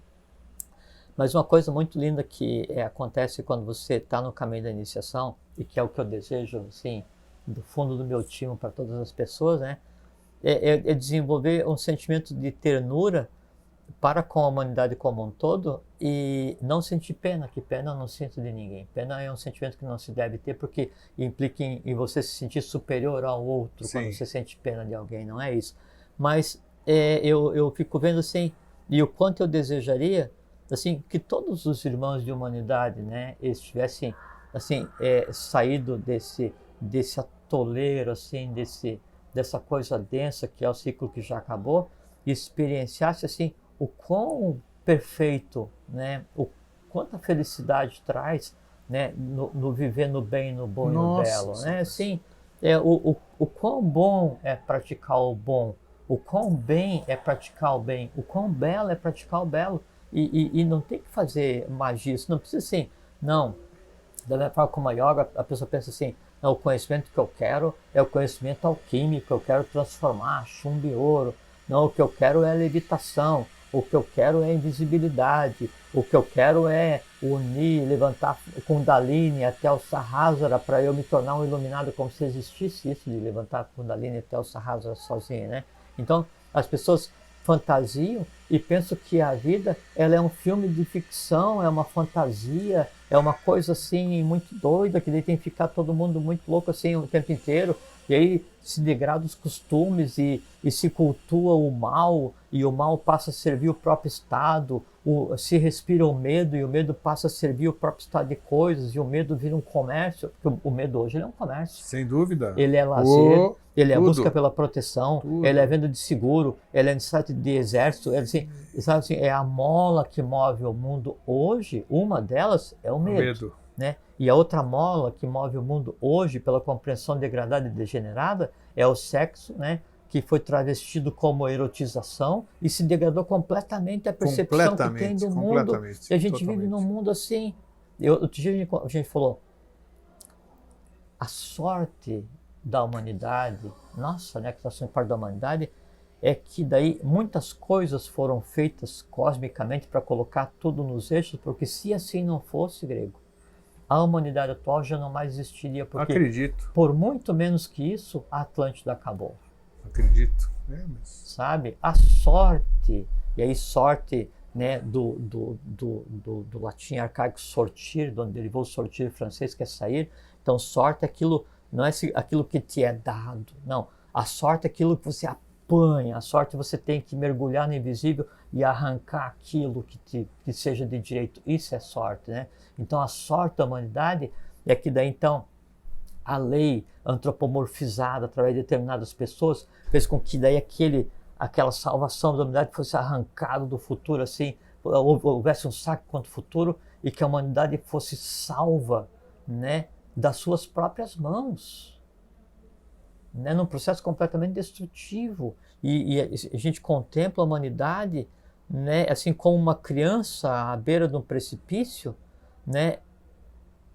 Mas com certeza que daí é o seguinte, sim, aí essa criança, por graças da lei, por graças, né, das ações do governo oculto do mundo, por graças, né, das ações desses seres que vieram para tentar colocar o mundo em ordem, ela está presa por um cinto de segurança e tem alguém protegendo, tem alguém evitando que ela despenque no abismo, né? Porque senão, Grego, então, quando se olha a humanidade hoje, o que se deseja, o que eu desejaria, assim, é que todos experimentassem o que é esse mundo novo, porque é um desperdício viver da forma como se vive hoje, né? Mas você sempre fala que isso faz parte do processo, né? Exatamente. Não, exatamente, porque se não fosse assim, esse mal, esse resíduo psíquico anterior, ele não viria à tona para ser resolvido, só que ele vem à tona na pessoa para ser resolvido, né? E aí depende de você, de nós, da gente pegar e acordar para resolver, né? Senão aquele negócio assim, não, eu tenho que acordar às 6, porque eu preciso hoje resolver uma coisa na minha vida, boto para despertar às 6. Aí o relógio toca às 6, você dá um tapa no relógio, aí dá 7, dá 8, dá 9, dá 10, você vira. Ou você daí vai e acorda tarde, muita gente faz assim mesmo, eu porque preciso fazer, mas vai... Não, e aí você acorda tarde porque você desligou o despertador e você chega atrasado. Deixa para amanhã, deixa para mais tarde. Você acorda tarde porque você desligou o despertador, aí você vai acordar atrasado, né? Vai para o trabalho atrasado, chega no trabalho, daí já chega aborrecido, com certeza, com medo da bronca que vai levar, daí leva uma bronca, daí a culpa é do teu chefe, que é um miserável, e não tua, porque... E daí então agregado a tua falta de vontade de encarar a vida, a tua falta de força assim, de pegar a vida, dizendo, pô, é minha vida, pô, milhares de anos entre uma existência e outra, eu trabalhei um monte para ter essa existência, eu trabalhei um monte para ser dessa maneira, né? Eu tenho tudo que eu sempre desejei para resolver, né? E aí agora como é que eu não vou fazer isso? Que desonra para a minha existência anterior, que desonra para a lei que em mim acredita, que desonra para aqueles que de mim dependem, né? Que eu não vou fazer aquilo que eu nasci para fazer, né? Por inércia, por não exercício da vontade. Eu vou cultivar, expandir a antipatia por inércia, por desconhecer o que seja o amor fraterno. Daí eu contribuo para aquilo que eu deveria resolver. E não pode ser assim. Eu sei, se você me faz lembrar o que você falou aqui, que uma das formas de se resolver isso, porque eu me cobro muito, já falei muitas vezes isso, né? Ainda mais em função da idade, independente, porque a gente nunca sabe quanto tempo a gente tem ainda no plano físico, uma série de coisas. Não interessa, mas a gente começa a ser mais cobrador de si próprio. E eu me lembro uma vez que você deu a dica, uma dica bem simples, por sinal, que muita gente pode fazer a partir de hoje, né, a partir dessa relembrança que a gente vai fazer agora, que é você começar a tomar consciência do que você está fazendo diariamente, né? Sim. Você falou antes de você deitar, você não, disse isso aqui. É uma yoga que o professor recomendava para você. Nem estou sabendo que foi o professor você que fez. Considerar, sim. Não, sim, tudo que de mim emana, né, é uma pálida interpretação como discípulo do professor. Ok, mas não sabia que tinha sido ele que deu essa dica. É você considerar cada dia como se fosse uma vida. E aí, só que daí à noite, antes de dormir, você repassa a tua vida. Aí você vai tomando consciência do que você fez. Você repassa a tua vida e morre. Se amanhã você nascer de novo, ótimo. Se você não nascer, ótimo também. Não faz diferença nenhuma. Vai passar um tempo, né, fazendo o que tem que fazer, depois vai nascer de novo, tem muita coisa para fazer, e vai acontecer por milhões de anos, a diferença qual que é? Não, mas como você disse, esse flashback diário de noite, não. Como é que foi meu dia? O que eu fiz hoje de útil? Não, quem que eu ofendi? assim, quem que eu deixei triste? O que eu fiz de produtivo? Tudo isso aí já é uma grande um exercício de consciência. Acordei, fiz isso, fiz aquilo, errei, não deveria, mas repassar, reviver. Mas daí reviver vendo onde eu poderia melhorar, o que eu poderia ter feito, o que eu não fiz, né? E não com arrependimento, com consciência, porque daí o que eu não fiz hoje, ou o que eu fiz de errado hoje, eu vou dormir tranquilo. Porque diz que o arrependimento já é uma consciência, pô. O arrependimento, né? Em si, mas o arrependimento consciente. Claro. Então, claro. Hoje, durante o dia, eu fiz alguma coisa errada e isso não vai me tirar o sono. Eu vou dormir tranquilamente, eu vou morrer de que eu fiz uma coisa errada à noite, preparado para amanhã eu ir lá naquele ponto e fazer o certo. Seja pedir desculpa para você, seja agir corretamente, seja ler adequadamente, seja compreender. Eu corrijo a minha vida a cada dia. É como se eu corrigisse conscientemente uma existência Olha a cada só, dia. exatamente. Chega no final desse ciclo de considerar a vida, Isso. o que eu tenho para pagar?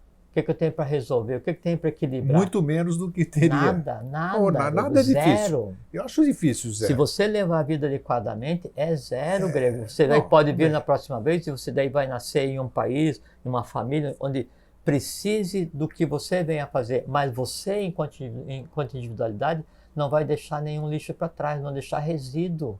Da minha vida eu não levo resíduo.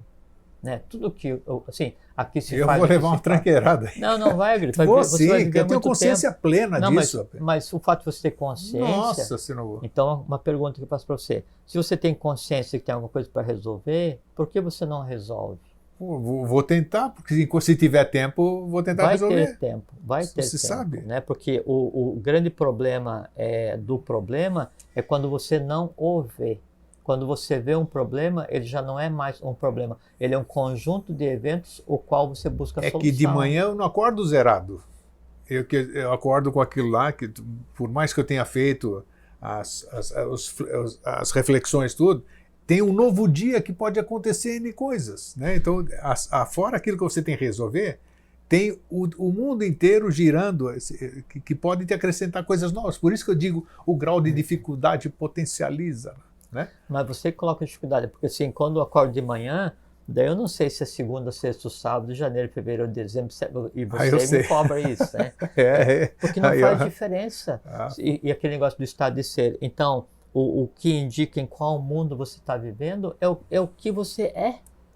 Porque assim, você não pode, né, estar vivendo aqui se a tua alma está unida com o teu superior e você conhece, o teu estado de consciência é de Duarte, da Agartha, ou que seja, você é um Buda. Então, você é o que você é e isso ninguém te tira. O cosmos não pode te tirar isso porque isso é realidade, você percebe?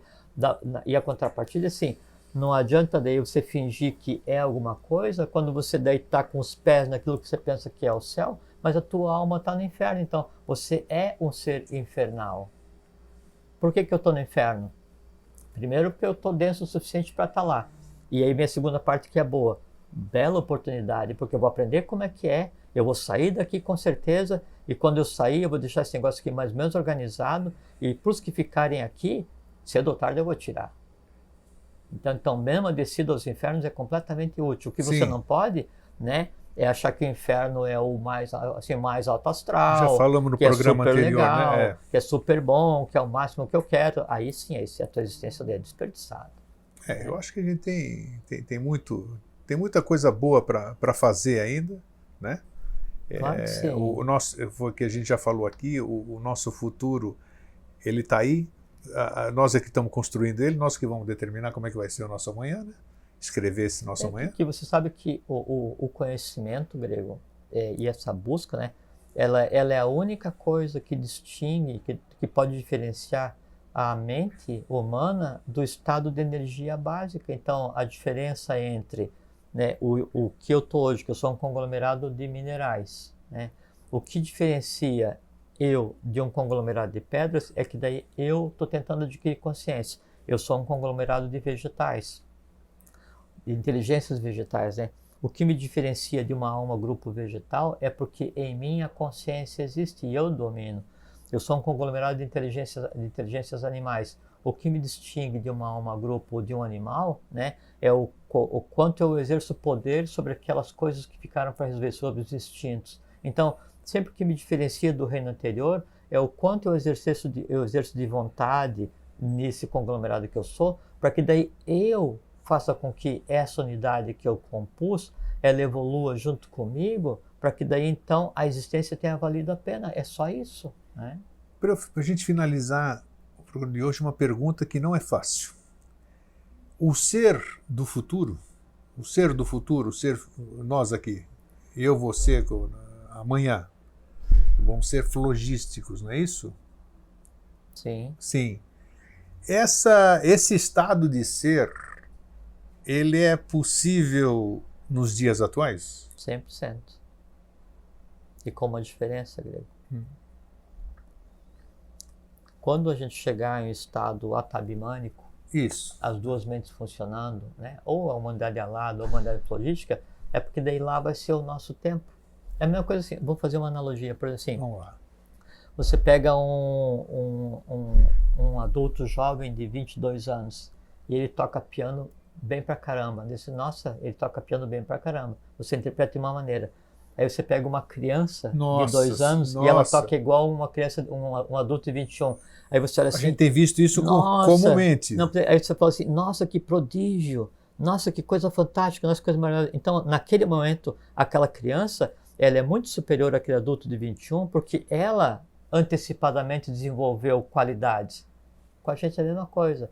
Se nós agora, nesse momento, humanidade giva, em processo para nos transformarmos em pais evolucionais, chamado Peter Jagates, pais da criação, se eu nesse momento desenvolvo um estado de consciência bimânico, atabimânico, o valor evolucional desse momento, ele é completamente superior ao valor evolucional que deveríamos atingir há alguns bilhões de anos na frente.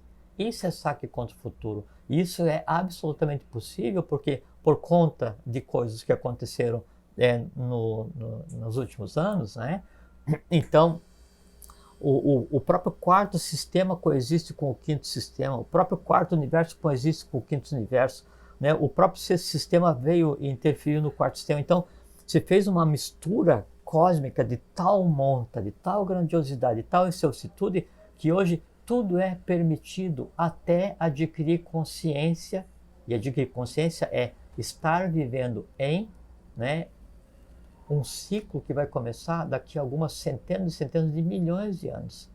Esse é o grande presente que é dado à humanidade hoje e que está sobre a mesa ao alcance de qualquer um que queira acordar e trabalhar por si mesmo, trilhando um caminho de iniciação, aprendendo qual conhecimento? Aquele que seja necessário para que o trabalho se realize, nem mais nem menos. Ó, cobrem dele aqui o que ele está falando, hein? Não, é uma realidade, Tá é uma aí, realidade. Não pergunta para mim, onde é que está isso aí? É uma realidade. Quem são essas pessoas que estão aí? É uma realidade, isso eu posso assegurar para você. Pode ser, então tá bom. Pelo menos a gente fica feliz de ter esses... Não, e uma coisa que é muito interessante, assim, a gente está no caminho da iniciação. Eu estou na Sociedade Brasileira de Eubiose, me sinto muito, muito em paz por estar trilhando esse caminho. É um processo cósmico, de aquisição de conhecimento, né? É uma tentativa de compreensão de um conhecimento cósmico, mas trilhado por seres humanos. Claro. Né? Então, a iniciação em si, ela não dá nenhum diploma, ela não te atribui nada. A iniciação em si, ela não te dá nenhum estado pelo fato de que não cheguei na iniciação. É como um barco, né? Você entrou na barca, tá, e aí? Como assim, e aí, meu filho? Tá, entrei na iniciação, comecei na iniciação, fiz os graus, estou aqui na série interna. Ou que nome você queira dar, qualquer que seja a escola. Tá, e aí, meu filho, o que você quer? Né? Sim, eu tô na barca, e aí? O que faz uma barca andar, meu filho? Remo. Então você pega e rema, só que de agora você vai ter que remar muito, porque agora, antes você era responsável só por você mesmo, porque você ainda não tinha encontrado o caminho do bem, do bom e do belo. Você está no caminho, então agora você vai remar mais fortemente. E tem que saber para onde vai ainda. Você vai remar mais fortemente, por quê? Porque agora você é responsável por você e por todos os outros que estão aos remos e por todos os outros que estão na barca, mas que não estão diretamente no remo. Um está preparando a vela, um está cuidando do vento, cada um na sua função. Então reme mais ainda, porque temporariamente está remando também pelos outros. Então a iniciação é aumentar a tua responsabilidade, não só por você, mas por toda a humanidade. A primeira coisa que acontece na iniciação, quando você está andando corretamente, é você deixar de ser egoísta. Olha aí. Esse eu acho que é o grande segredo. Se não aconteceu ainda, é porque você ainda não se assentou direito no caminho. E é interessante, não quero ir muito além, mas uma característica, você tocou numa palavra, rapaz, que a gente percebe e a gente fica chateado. Não vamos falar de dó, nem de... porque você falou no começo do programa, né? Por que as pessoas estão... Já foi tema de programa nosso aqui, já foi tema do Vida Inteligente. O egoísmo, por que as pessoas estão se voltando tanto para si em detrimento, pessoas que eram abertas tudo, não sei por que razões, ou elas estão... Eu não posso dizer que elas se voltam para si, esse egoísmo é para o crescimento interno delas, então me isolo de tudo, eu deixo de ajudar, eu deixo de fazer isso, daquilo, deixo de remar junto porque eu tenho que remar para mim primeiro, vamos dizer. Você tem percebido esse egoísmo das pessoas, esse fechamento das pessoas em si próprias, em detrimento do grupo, que é o que nós estamos todo esse tempo fazendo, né? Em vez de, nós estamos tentando reunir as pessoas, né? Fazer com que elas congreguem do mesmo pensamento, dos mesmos ideais e tudo, e a gente tem visto muito pelo contrário, as pessoas se fechando em si, talvez por descrença, talvez por uma série de coisas. Eu não sei se você tem percebido isso. Eu mais... entendi o que você quis dizer. Então, se você puder assim, fazer na medida que você vai andando, né, na iniciação, então ela tende a fazer com que aquilo que você jurava que não era se mostrasse. Sim. Ela tende a fazer com que aquilo que você jurava que não existia em você se apresente, claro. E quando isso assim que você acha que não existe em você se exterioriza, quando aquilo que você acha que não é se exterioriza, é um choque. Claro. É um choque, né? Claro. E é um grande embate. E só que os grandes embates que cada um trava no seu dia a dia, né? Que fazem com que no final você seja um vitorioso evolucional, né? Dentro daquilo que tem um hino da Sociedade Brasileira de Eubiose, que fala assim: cada vez cavar mais fundo para servir ao Rei do Mundo. Isso. Cada vez cavar mais fundo em si mesmo, né? Você tem que revolver aquela coisa ancestral que te levou a existir. Então, quando isso vem à tona, esse choque que existe entre a pessoa e aquilo que ela julgava que ela não era, às vezes ele transborda as muralhas do mundo de cada um, né? E ao transbordar as muralhas do mundo de cada um, você tende a própria coisa em si, como artifício para continuar sobrevivendo, ela tende a projetar aquilo no outro. Então, quando aquela coisa intensa transborda, né? Assim, quando transbordou em mim a falta de paciência, eu digo assim: mas a culpa foi tua. Quando transborda em mim a ignorância, eu digo assim: mas a culpa foi tua. Quando transborda em mim a antipatia, eu digo assim: não, mas a culpa é dele. Então sempre, né, claro, a coisa sempre a gente joga... E eu tendo a fazer... Aí vem a questão da compreensão. O processo iniciático fala com relação à ordem do Santo Grau, a eubiose, né? Na minha maneira de ver, então a gente tem dois ambientes. Como em qualquer escola de iniciação esotérica, séria, de lei, oculta ou não, de todas quantas existiram da queda Atlântica para frente, que até então não existia nenhuma escola secreta, né? Existia só a maçonaria dos Trashul-Maruts. Então,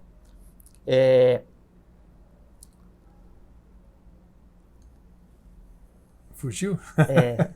Não, quando acontece esse... Não, é que eu ia um outro caminho, mas vou voltar aqui. Então, quando eu estou na escola de iniciação, então são dois ambientes. O primeiro, né, é o ambiente, como qualquer um ambiente, o ambiente sim, onde, por exemplo, assim, aqui no teu estúdio, estamos só nós dois, né? Então, se aqui estivesse mais 50 pessoas e a gente fosse transitar, ia ter um encostar no outro, ia ter atrito, né? Isso. Ia ter ruído, ia ter temperatura aumentada, alguém ia reclamar, alguém ia achar que está muito apertado, alguém ia estar muito feliz por estar ali, todos iam querer ser ouvidos, todos iam reclamar porque não foram completamente ouvidos, alguns iam conseguir ouvir o que a gente está conversando, outros não iam conseguir ouvir, cada um ia interpretar a sua maneira. Qualquer ambiente de iniciação, ele tem um vestíbulo, ele tem um local de preparação, né, que antecede a área templária, sim, né, que é exatamente assim. Então, há o atrito. E esse é um lugar de iniciação, porque a iniciação não é só conhecimento, né? Ela implica em daí você desenvolver a paciência com o teu próximo. E se você não tem paciência com aquele que está no mesmo caminho que você, como você pode fingir que tem paciência com o outro? Se você não tem amor por aquele que está no mesmo caminho que você, como você pode fingir que tem amor pela humanidade? Então, é um bom lugar para que os fingimentos se exponham. Atrito, aprendizado. passar desse primeiro caminho, né, esse primeiro ambiente onde então estão todos, você chega em um outro ambiente, aí sim, onde só tem duas pessoas, você e o mestre. Para que você chegue no segundo caminho, você obrigatoriamente tem que passar pelo primeiro. Sim. E você só tem um código de linguagem para conversar com o mestre no segundo caminho, e esse código de linguagem é amor-sabedoria, que é a ciência dele, caso você tenha desenvolvido amor-sabedoria humanos no caminho anterior. Se você não consegue passar nesse primeiro, você nem chega lá. você não tem acesso a outra porta. Claro. Né? Não tem como abrir, porque essa porta não existe, ela é construída dentro de você mesmo. Então o que acontece é isso. Pode ser que nesse primeiro ambiente, é como assim, você vai na atividade templária, né? Então tem lá o templo canonicamente construído e tal. Então tem um momento em que você se despe, você tira o sapato humano, você tira a meia, você tira qualquer bagagem que você tenha humana, né? E você vai tender a se tornar um igual. Então você coloca uma roupa que te deixa igual aos outros, né? Então você não é mais humano, você agora é um discípulo. Esse se desvencilhar das coisas humanas é a ambiência da iniciação. Quando você passa para a atividade templária, você está contemplando aquele que deveria ser só você e ele. Percebe? Então, é natural que aconteça o caminho de iniciação, isso até porque iniciação e escola de iniciação é o quê? São humanos tentando compreender o divino. Se você não desenvolve a paz, a harmonia, a fraternidade, você não tem como repartir. A gente sempre fala sempre. A boca fala o que do coração transborda. Sem então dúvida. Você não pode estar em um lugar dizendo que professa paz, o amor, sabedoria, fraternidade, se para qualquer coisa, né, na tua interação com o mundo humano, você esqueça essa paz, harmonia, sabedoria. Não existe isso. Isso é importantíssimo. Não existe isso. Isso é. Ou você é a paz e compartilha, ou você é paz no momento e ódio no outro momento. Ou você é simpatia em um momento, antipatia em outro momento. Então, ou você é amor fraterno, né, e descaso. Não existe. Ou você ama fraternalmente, sim, ou você está em processo. Ou você ama fraternalmente, sim, ou você ainda odeia. Se em você existir um ódio qualquer que seja, por qualquer pessoa, qualquer que seja a razão, você ainda é um ser que tem ódio. Então você ainda é um odiador, você não é um amador. Falou tudo agora. Entende? E não tem, por exemplo, acontece muito assim. E você sabe, tem casos, né? Já assim, você tem ciência. Então a pessoa vai e assalta um templo. E chegou lá e fez a farra. Levou o símbolo, levou os escritos, levou a veste do sacerdote, você fez a farra. Roubou, se apropriou daquilo que não te compete evolucionalmente. E aí você vai e você cria um próprio negócio para você. Né? E aí você veste a roupa do sacerdote, você começa a ler aquilo que você roubou, e você constrói alguma coisa parecida com o que era aquele lugar onde você roubou. Só que é o seguinte, você ainda continua sendo um ladrão. Você ainda continua vivendo o ilícito. Sim. E por mais ornamentada que seja a tua roupa, né, teu coração é rubro, é enlameado, porque ali se oculta o que de pior. E mais, aí você vai e engana os outros dizendo assim, olha, eu sou bom, eu sou bem, eu falo a verdade, eu sou isso, eu sou aquilo. Não. E assim, a pior mentira que existe é aquela que você diz para você mesmo, porque daí depois você vai ter milhares de anos para ficar ouvindo a tua própria voz. É verdade. Entende? É verdade. Por isso que acontece. Tá muito bom. Hoje está bom até demais. Então tá. Ô Jorge, acho que nós atingimos o nosso objetivo. Eu não sei quanto tempo a gente conversou, não importa. É o tempo, acho que eu acho que deu o que nós conversamos hoje vai atingir o objetivo, que é exato fazer com que as pessoas sempre, esse é o nosso principal objetivo. Inclusive para mim, eu que estou aqui, entrevistando o Jorge. Para nós todos, para mim também. Né? Para mim é um aprendizado porque me instiga a ir buscar mais coisas. O que você fala me instiga e eu vou lá depois e vou... Esse é o estado que deve permear a vida de todo buscar. Discípulo. Né? Então isso, o que ele falou, puxa, ele tem razão, deixa eu lá, ele tinha falado naquele programa, mas eu não tenho feito isso de noite, eu ficar fazendo flashback, vou começar hoje. Sabe, uma série de coisas que você vê que quando você vai buscar um conhecimento verdadeiro, né, é um ato de amor fraterno, sabe, Grego? Porque desse assim, você vai compreender alguma coisa E aí traz essa compreensão, pega uma parte do teu corpo astral, que assim, é uma parte do universo que foi dado para você tomar conta. E essa parte ela é ignorante, não ignorante Sim, é desconhecedora. desconhecedora. E aí você pega aquele conglomerado que está ali e você dá uma alma para ele, você cria um ser, e esse ser o que é? É a minha compreensão nesse momento de algo completamente excelso. Então você fez com que essa parte do astral, que é a tua alma, ela fizesse um saque contra o futuro e ela experienciasse hoje alguma coisa que ela ia experienciar daqui a 100 milhões de anos. Então, compreender, instruir-se em conhecimento iniciático, né, é, acima de tudo, um ato de amor fraterno para com o invisível. É você trazer, é dado a cada um de nós, fazer um saque contra o futuro, trazendo coisas do mundo búdico, do mundo átmico, né, da mente abstrata, e dando para o mundo astral algo que ele só iria conhecer daqui a algumas centenas de milhões de anos. Nós temos autoridade para isso. Então, além do fato assim, de você, quando você compreende, né, alguma coisa, daí isso é uma coisa muito interessante. Então você está estudando alguma coisa, né? Então eu vou lá e leio uma frase do professor Henrique José de Souza, né? E daquilo dá uma compreensão assim, ele diz assim, impossível. Eu paro de ler. E aí o fato da compreensão significa assim, naquele momento eu parei um ser no astral, né? E aquele conhecimento que daí eu consegui compreender naquele momento e trazer daquele lugar excelso, glorioso, abstrato, búdico, né? E eu trago aquele conhecimento búdico que venho e gera um ser no astral, o impacto no astral, ele é tão grande que daí que dá aquela sensação de eureka. Aí aquilo explode em você assim, ó.